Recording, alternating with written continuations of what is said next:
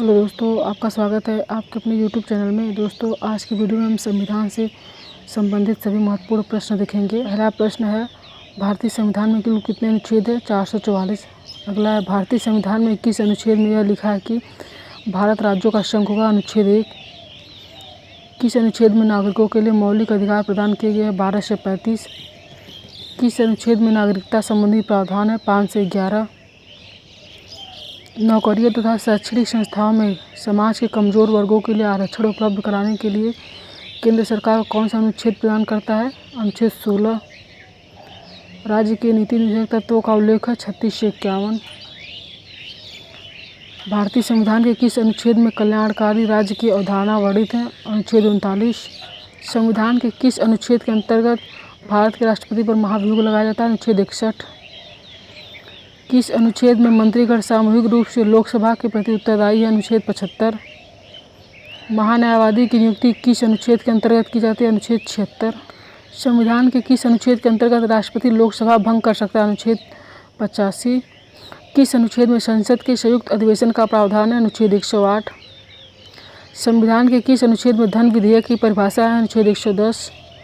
संविधान के किस अनुच्छेद के अंतर्गत राष्ट्रपति अध्यादेश जारी कर सकता है जब सत्र नहीं चलता है? तो अनुच्छेद 123। संविधान के किस अनुच्छेद के अंतर्गत सर्वोच्च न्यायालय के न्यायाधीश पर महाभियोग लगाया जाता है? अनुच्छेद 124।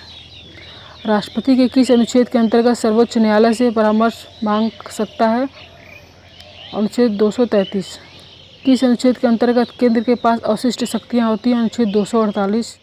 किस अनुच्छेद में अंतर्राष्ट्रीय समझौते लागू कराने के लिए शक्ति प्रदान की गई है? अनुच्छेद 253। किस अनुच्छेद के तहत राष्ट्रपति वित्त आयोग का गठन करता है? अनुच्छेद 280। संपत्ति का अधिकार किस अनुच्छेद में है? अनुच्छेद 300 क में। पहले है हमारा मौलिक अधिकार था, लेकिन अब ये संपत्ति का अधिकार कानूनी अधिकार हो गया है। अगला है, संविधान के किस अनुच्छेद में संघ और राज्यों के लिए लोक सेवा आयोग का प्रावधान है? अनुच्छेद 315। अगला, किस अनुच्छेद के अंतर्गत हिंदी भाषा को राजकीय भाषा घोषित किया गया है? अनुच्छेद 343 फर्स्ट। संविधान के किस अनुच्छेद के तहत अनुसूचित जातियों के लिए एक राष्ट्रीय आयोग का गठन किया गया है? अनुच्छेद 338 ए। संसद को संविधान संशोधन का अधिकार किस अनुच्छेद में है? 368। संविधान के किस अनुच्छेद में मंत्रिमंडल शब्द का प्रयोग संविधान में एक बार हुआ है? अनुच्छेद 352। अनुच्छेद 356 का संबंध किससे है? राष्ट्रपति शासन से। भारतीय संविधान में समानता का अधिकार 5 अनुच्छेदों द्वारा प्रदान किया जाता है, वे कौन है? अनुच्छेद 14 से 18।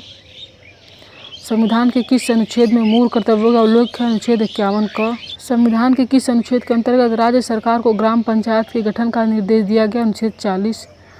वर्तमान में संविधान में कितनी अनुसूचियाँ हैं? 12। संविधान की द्वितीय अनुसूची का संबंध किससे है? महत्वपूर्ण पदाधिकारियों के वेतन और भत्तों से। भाषाओं को मान्यता दी गई 8वीं अनुसूची। दल बदल के आधार पर निर्वाचित सदस्यों की अयोग्यता संबंधी विवरण किस अनुसूची में है? 10वीं अनुसूची। संविधान की 6ठी अनुसूची किस राज्य में लागू नहीं होता है? मणिपुर में। किस राज्य को आरक्षण विधेयक को 9वीं अनुसूची में सम्मिलित किया गया? तमिलनाडु।